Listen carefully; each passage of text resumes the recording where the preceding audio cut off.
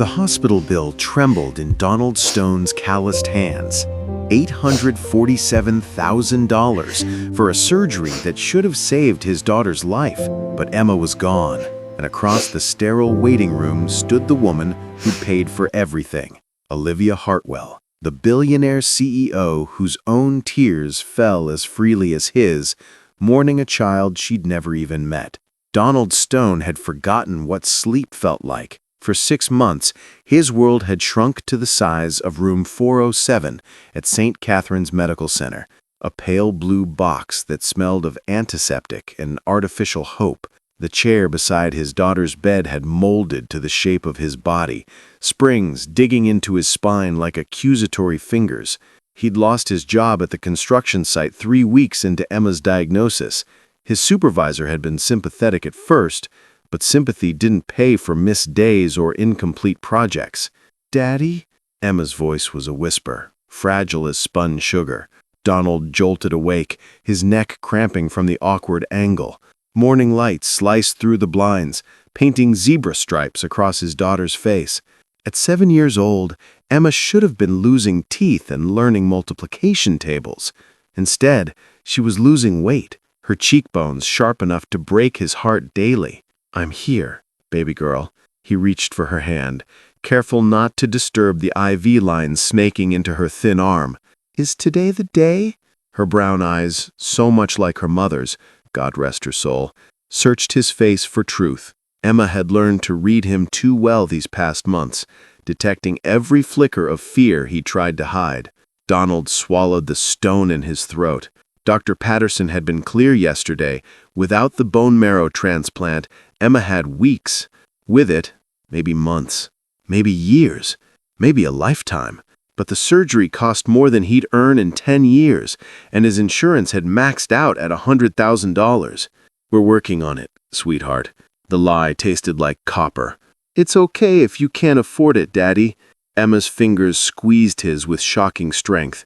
"Mommy's probably lonely up in heaven. She might want me to come visit." The words gutted him. Donald turned away, pressing his fist against his mouth to trap the sound threatening to escape.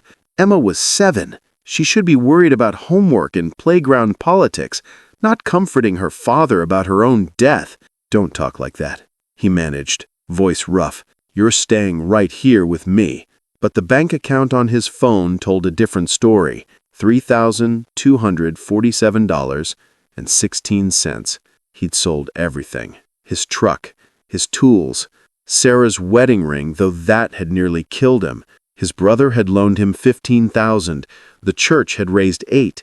A GoFundMe page had brought in $12,000 from strangers whose kindness made him weep into his pillow at night. It wasn't enough. It would never be enough. The door opened, and Dr. Patterson entered with her characteristic briskness, her white coat starched into submission. But today, someone followed her, a woman who didn't belong in this world of industrial fluorescent lighting and desperation. She was tall, probably late 30s, wearing a charcoal suit that cost more than Donald's last car. Her dark hair was pulled into a severe bun, but her eyes, gray as a winter storm, were red-rimmed. She carried herself with the rigid posture of someone who'd learned to armor themselves against the world. "Mr. Stone," Dr. Patterson began, her tone carefully neutral, "this is Olivia Hartwell. She's requested to speak with you about Emma's case." Donald stood slowly, hyper-aware of his wrinkled flannel shirt and 3-day stubble. He'd met enough rich people on construction sites to recognize the species. This woman probably drove a car worth more than Emma's entire treatment. "I don't need pity donations," he said, sharper than intended. "We're handling it." Olivia Hartwell flinched as if she'd struck him. For a moment, something raw and broken flickered across her polished features. Then she straightened, and when she spoke, her voice was steady, almost cold. "I'm not here out of pity, Mr. Stone. I'm here because—" She stopped, her jaw working. "I'd like to cover the cost of Emma's surgery. All of it. The transplant, the recovery, everything." The room tilted. Donald gripped the back of Emma's bed to steady himself. "Why?" The word came out strangled. Olivia's gaze shifted to Emma, who was watching with wide, curious eyes. Something in the woman's face crumbled just for a second, a hairline fracture in expensive porcelain. "Because I can," she said simply, "and because," she caught, "because every child deserves a chance to grow up." Donald wanted to refuse. Pride burned in his chest like swallowed glass. He was Emma's father. He should be the one to save her. But Emma's small hand found his, and he looked down at her hopeful face, and pride suddenly seemed like the most selfish thing in the world. "I'll pay you back," he said hoarsely. "Every cent, if it takes my whole life." "That's not necessary." Olivia's tone was sharp, almost angry. "I don't want your money, Mr. Stone. I want—" She stopped again, and this time a tear escaped. Trailing down her powdered cheek, she wiped it away quickly, embarrassed. "I just want Emma to have her surgery." "What would you do if a stranger offered to save your child's life? Would pride or love win? Drop your thoughts below. The surgery was scheduled for Thursday morning. Donald spent the 3 days in a fog of disbelief and desperate gratitude. Olivia Hartwell had vanished after that first meeting, leaving behind only a signed contract with the hospital and a business card that Donald turned over in his fingers until the edges grew soft. He'd tried to thank her, called the number twice, but both times he'd reached an assistant who politely informed him that Miss Hartwell was unavailable. "She's like a fairy godmother," Emma had whispered the night before surgery, her voice dreamy with pre-op sedatives. "Maybe she's an angel, Daddy." "Maybe she is, baby girl." But angels didn't cry the way Olivia Hartwell had cried. The transplant took 11 hours. Donald wore a path in the waiting room carpet, his brother Tom silent beside him, both of them clutching coffee that had long gone cold. When Dr. Patterson finally emerged, still in her surgical scrubs, her smile was cautious. "The surgery went well. We were able to complete the transplant successfully. Now we wait and see if her body accepts it." Wait and see. Donald had learned to hate those words. They moved Emma to the ICU, a hushed space where machines beeped their monotonous symphonies and nurses moved like ghosts. Donald was allowed 15 minutes every hour. He used every second, talking to Emma about everything and nothing, reading her favorite books even though she couldn't hear him, playing the playlist Sarah had made during her pregnancy, old country songs and lullabies.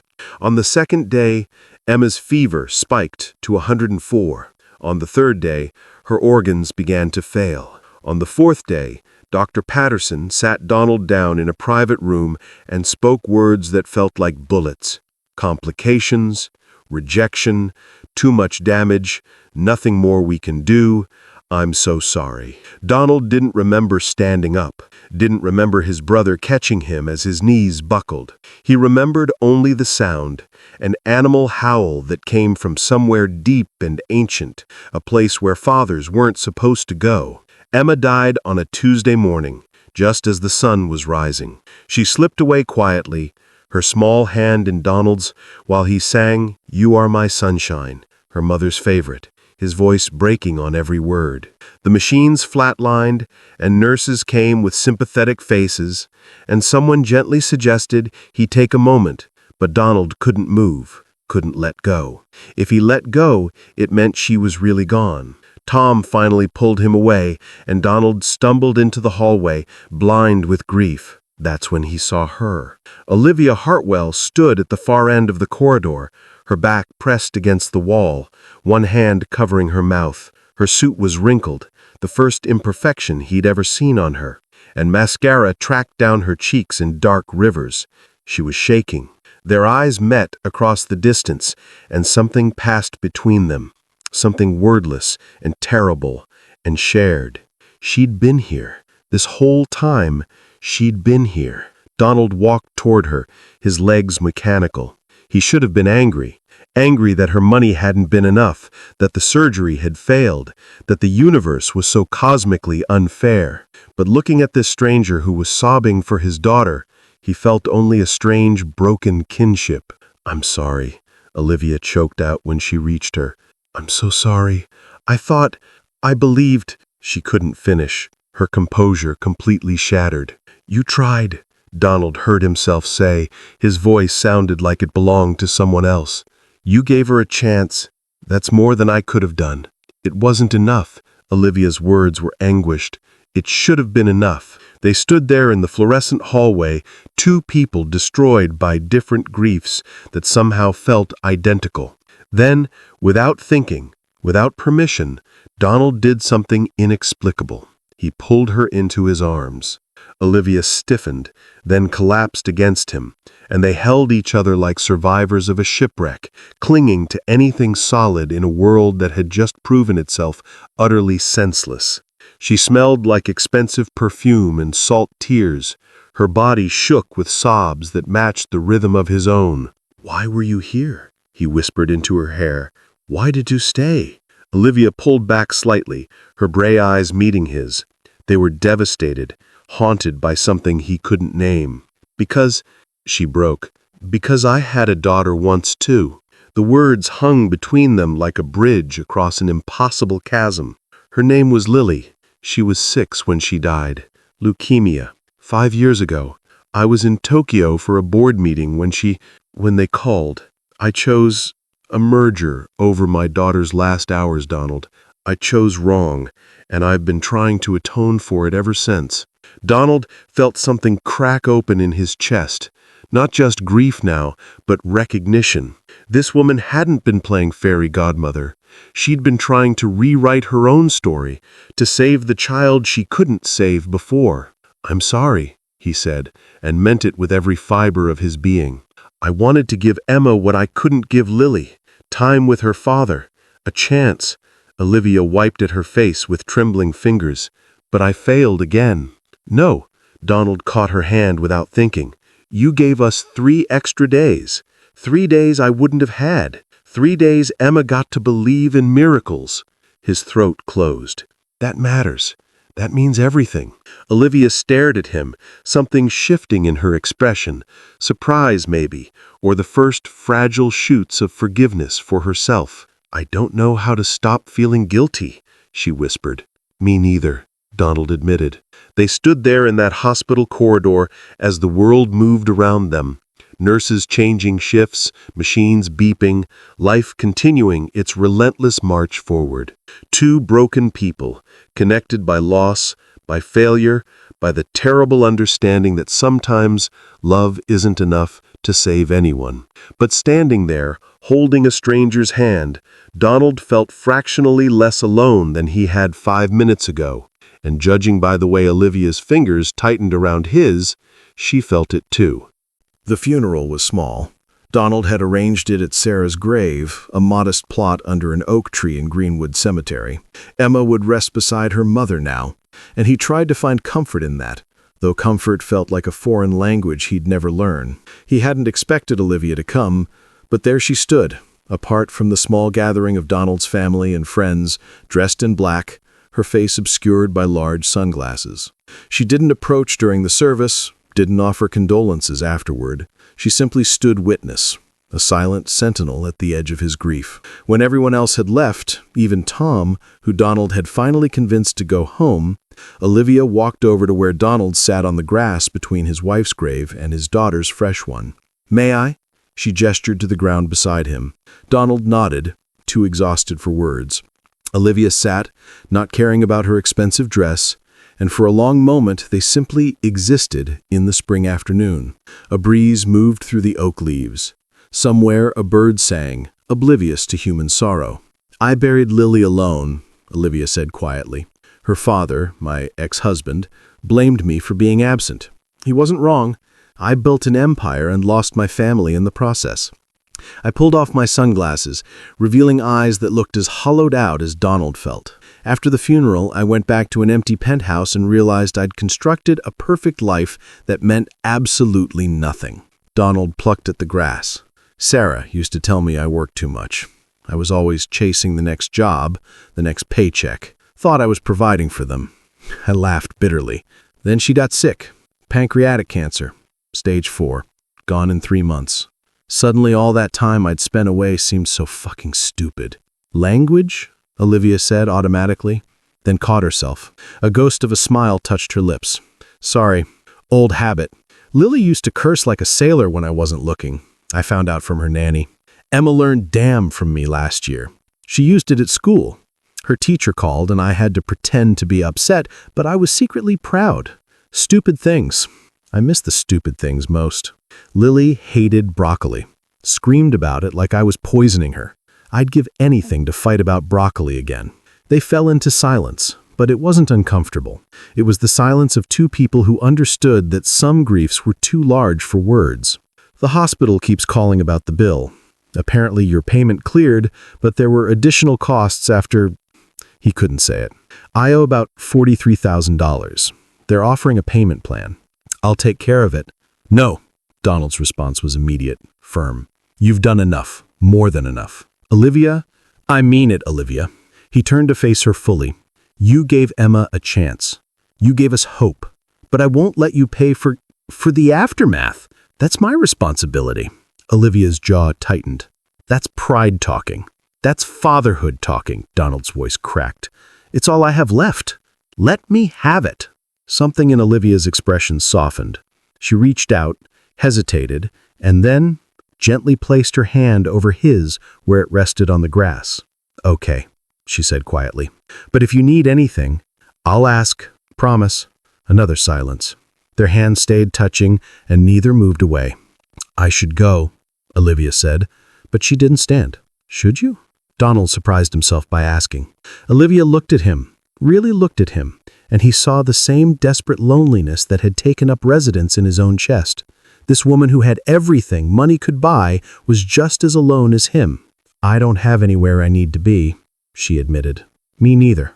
So they stayed, sitting between graves as the sun tracked across the sky, two people who'd lost everything, learning the strange comfort of shared silence.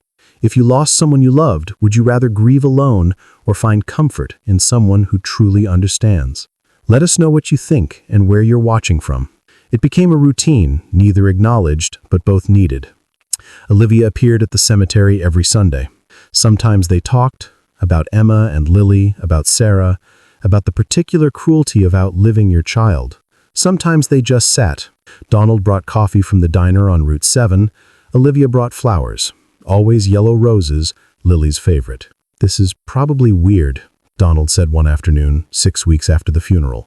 Us meeting like this. Probably, Olivia agreed. Do you want to stop? No. Good. Me neither. In week 8, Olivia invited Donald to coffee. Actual coffee. At a cafe, like normal people. He almost said no, uncomfortable with the idea of moving their grief out of the cemetery's safe confines, but something in her hopeful expression made him agree. They met at a small place called Rosemary's, tucked between a bookstore and a dry cleaner. It was so normal, it felt alien. Olivia ordered a cappuccino. Donald got black coffee because he didn't know what else to order. Tell me about yourself, Olivia said, wrapping her hands around her cup. Not the tragedy, you. Donald blinked. No one had asked about him, just him in months. I don't know anymore. I was Emma's dad. That was my whole identity. Before Emma, he thought back to a version of himself that felt fictional. I played guitar, did some gigs at local bars before Sarah got pregnant. Nothing serious, but I loved it.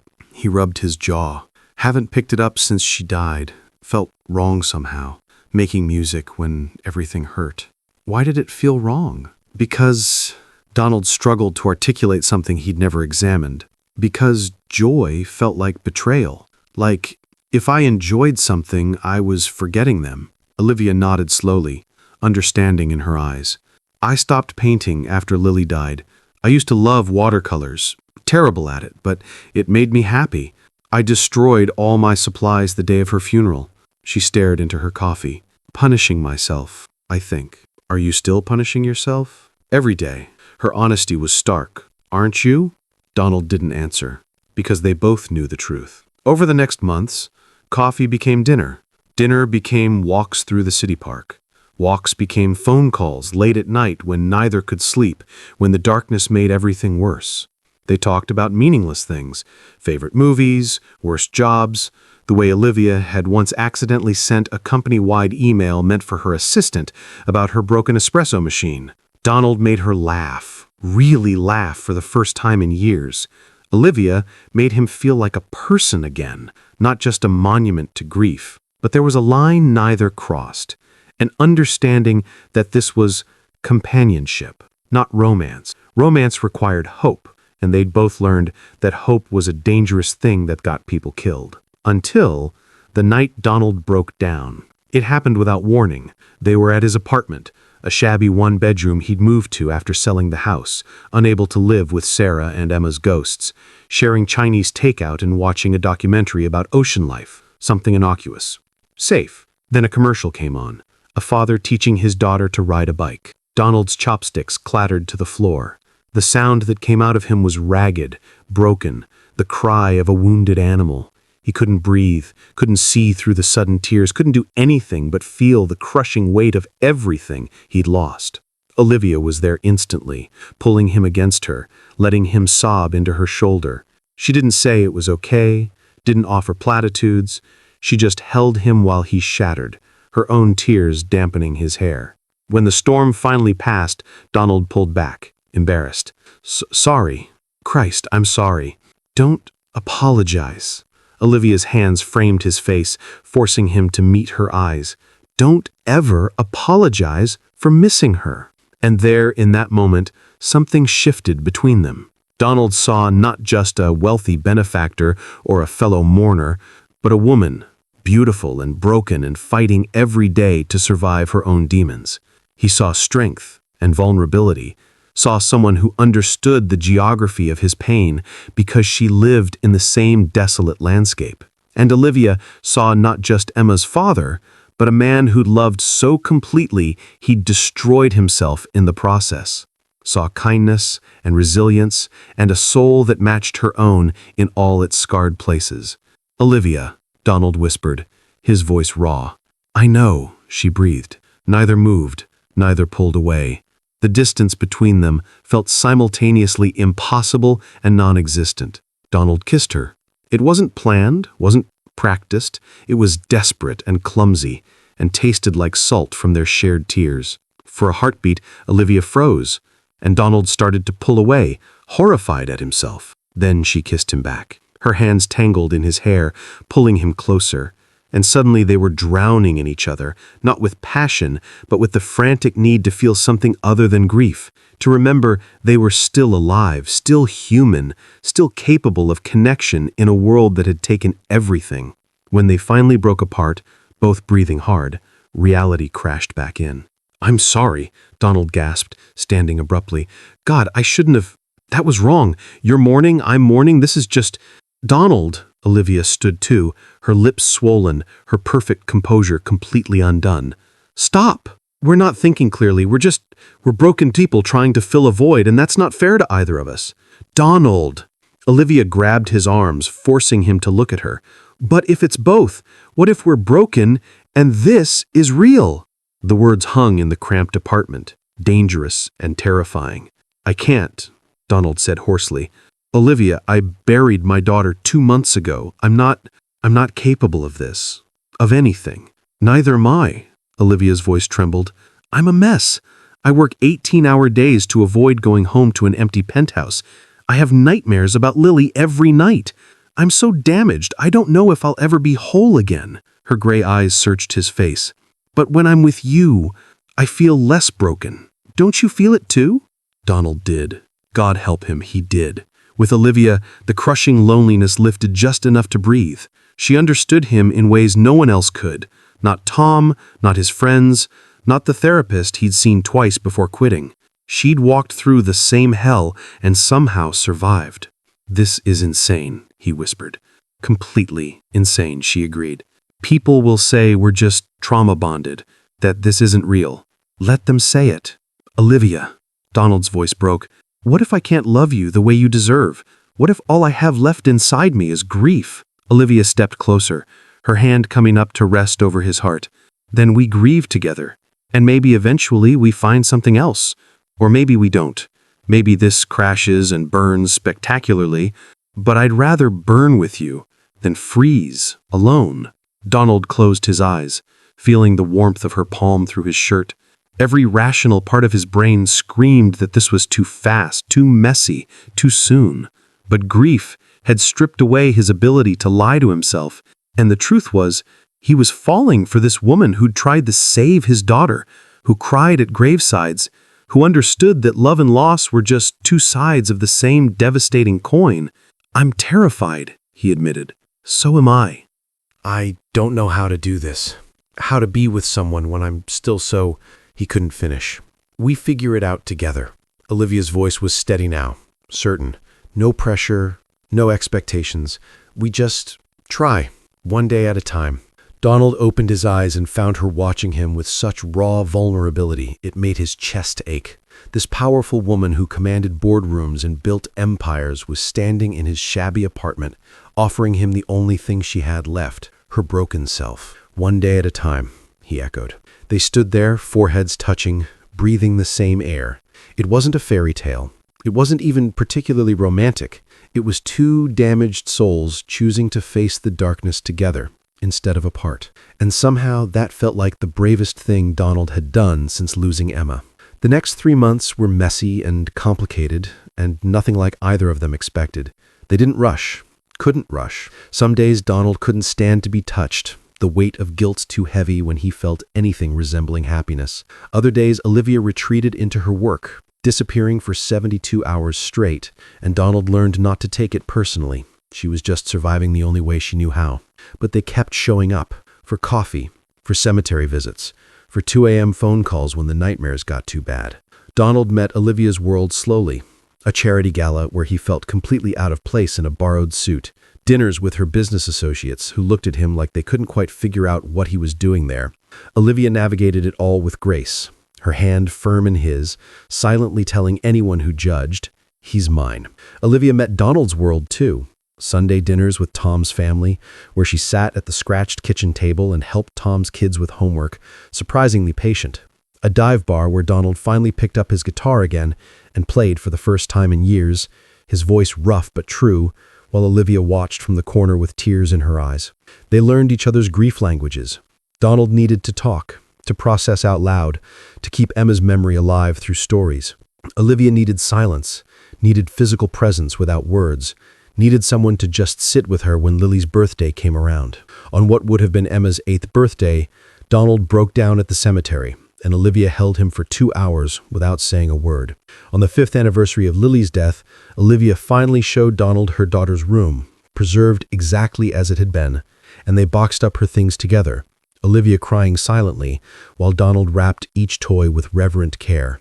"I think she'd want another little girl to love them," Olivia whispered, and Donald knew what that admission cost her. It was in these small, painful moments that Donald realized he wasn't just falling for Olivia, he had been for a while. Not because she'd saved Emma, or tried to, not because she filled the void, but because she was brave and broken and trying so damn hard to build something good from the ruins of her life. And when he told her, voice shaking, on a random Tuesday night over pizza, she didn't say it back right away. "I need to be sure," she said carefully, "that I'm not just, that this isn't me trying to atone or replace." "I know," Donald interrupted gently. "Take your time.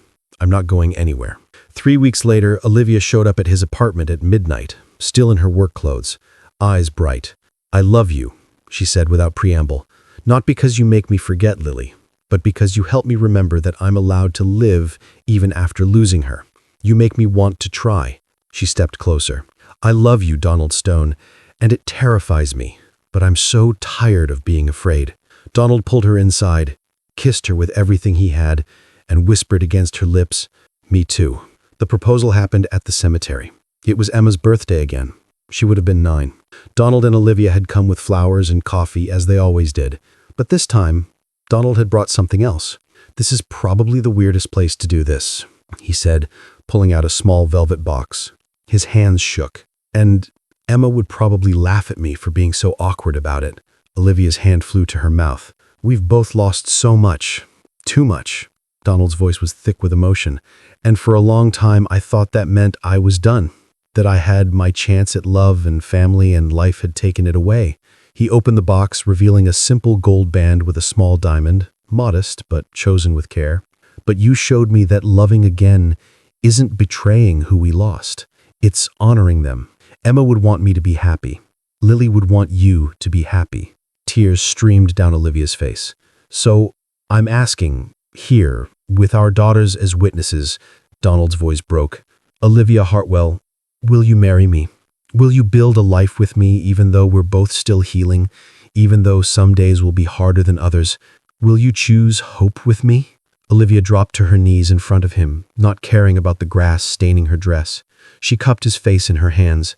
Yes, she sobbed. Yes, 1,000 times yes. Donald slipped the ring on her finger with shaking hands, and they held each other between two graves, two people who'd found each other in the darkest valley and decided to climb toward the light together. Above them, the oak leaves rustled in a warm breeze, and Donald could almost hear Emma's laughter, Sarah's approval, Lily's joy. Their daughters couldn't be here, but somehow Donald felt their blessing anyway. Would you be brave enough to love again after losing everything? Share your thoughts below. Your story might inspire someone who needs it. Don't forget to like and subscribe. The wedding was small and perfect. They married at the cemetery, unconventional, but right. Just Tom and his family, a handful of close friends, and a minister who didn't bat an eye when they explained why they'd chosen this location. Olivia wore a simple cream dress. Donald wore a navy suit. They exchanged vows standing between Emma's grave and Lily's memorial stone, which Olivia had placed there the week before. "I promise to honor your grief as much as your joy," Donald said, his voice steady. "To remember Emma with you, to remember Lily's memory alive, to build a life that makes them proud. I promise to meet you in your darkness and help you find the light," Olivia responded, tears tracking down her face. "To love you on the hard days and the good ones. To never let you forget that you're not alone anymore." When the minister pronounced them husband and wife, Donald kissed his bride as the spring sun broke through the clouds, and for the first time in over a year, his smile reached his eyes. Life after the wedding wasn't magically fixed. Grief didn't disappear because they'd exchanged rings, but it was bearable now, shared between two people who understood its weight. They bought a house together. Not too big, not too small. With a yard and a garden, Olivia scaled back her hours at the company, promoting her COO and learning to delegate. Donald started teaching guitar lessons from home and playing weekend gigs at local venues. They created a ritual. Every Sunday, cemetery visits followed by brunch at Rosemary's Cafe, where they'd had their first real date. They talked about Emma and Lily freely, sharing memories, keeping them alive in stories and laughter and tears. Donald taught Olivia to play guitar. Olivia taught Donald to paint. They were both terrible, but it didn't matter. They were creating things together, building a life brushstroke by brushstroke, note by note. On their first anniversary, Olivia came home with news that made Donald's heart stop. "I've been working with a nonprofit," she said carefully, watching his face. "One that helps families afford pediatric cancer treatments. I want to do what I did for Emma, for others. Make sure no parent has to choose between their child's life and bankruptcy." She paused. "I'm calling it Emma's Hope Foundation, if that's okay with you." Donald couldn't speak. He just pulled her into his arms and held her, while she cried, while he cried, while they grieved and celebrated and hoped all at once. "Emma would love that," he finally managed.